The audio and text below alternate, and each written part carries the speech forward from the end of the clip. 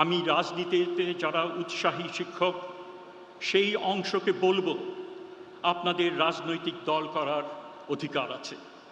ক্ষমতার কাছাকাছি যাওয়াই যদি আপনাদের জীবনের মুখ্য চাওয়া হয়, তাহলে আপনারা চাকরি ছেড়ে রাজনীতি করেন।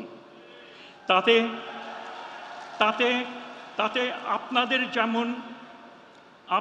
যেমন পূরণ হবে, আপনাদের স্বপ্ন যেমন পূরণ হবে, তেমনি আমাদের দেশের রাজনৈতিক দলও লাভবান হবে আপনাদের মতো শিক্ষিত লোক, পণ্ডিত মানুষদের পেয়ে।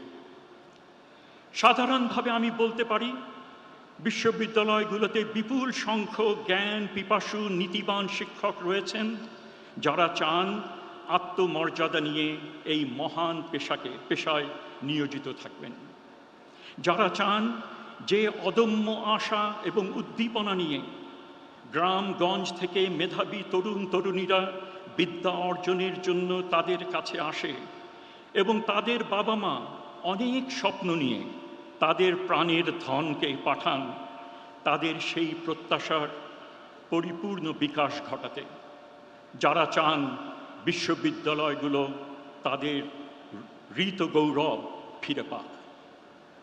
আমি বিনয়ের সাথে বলতে চাই যে শিক্ষক হিসেবে আমাদের ভেতর যে শ্রেয়বোধ এবং গুণাবলী আছে, সেটা দ্বারাই আমাদের শিক্ষার্থীরা আকৃষ্ট হোক।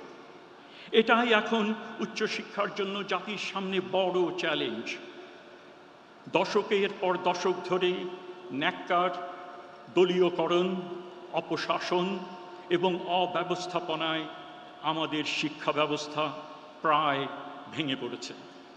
এখানেও একটা জাতীয় ঐক্যমত দরকার। আমরা যখন ছাত্র ছিলাম, আমরা দেখেছি আমাদের শিক্ষকেরা কী ধরনের বিনম্র জীবনযাপন করেছেন, আর এখন আমরা তাদের চেয়ে অনেক বেশি সুযোগ সুবিধা, বেতন ভাতা পাচ্ছি। আমি সবসময় এই ব্যাপারে একটা গ্লানিতে ভুগি যে আমাদের শিক্ষকরা আমাদের যতটুকু দিয়েছিলেন আমরা ততটুকু দিতে পারছি না। তাহলে তো ধরে নেওয়া যায় যে জাতির প্রতি আমাদের যে অঙ্গীকার, সেটা পালনে আমরা ব্যর্থ হচ্ছি। আমার ধারণা, আমার এই বক্তব্য আমার সহকর্মীদের বিপুল অধিকাংশ সমর্থন করবেন। এখন প্রশ্ন হলো, সেটা কি অব্যাহত থাকবে, না আমরা তার ইতিবাচক পরিবর্তন ঘটাবো?